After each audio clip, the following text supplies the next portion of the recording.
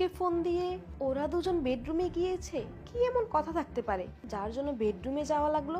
না, আমার কাছে বিষয়টা ভালো লাগছে না, কেমন সন্দেহ হচ্ছে। যাই, আমি রুমে গিয়ে দেখি। আচ্ছা বাবা, নাও তুমি গেমস খেলো। আর হ্যাঁ, বই বন্ধ করে গেমস খেলতে হয়, জানো না এটা? তুমি বসো, হ্যাঁ গেমস খেলো, আমি আসছি। আচ্ছা।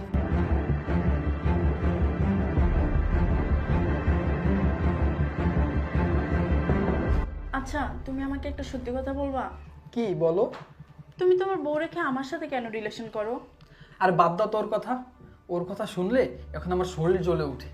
ওকে এখন আর আমার একদম সহ্য হয় না। আর আমি তো তখনও আবেগের বশে ওকে বিয়ে করে ফেলেছি। তখন যদি তোমার সাথে আমার দেখা হতো তাহলে আমি তোমাকে বিয়ে করতাম। ওকে এখন আর আমার একদম পছন্দ হয় না। আমি ওর বিয়ে করে জীবনের সব থেকে বড় ভুল করেছি। এখন দেখো না কেমন পস্তাচ্ছি।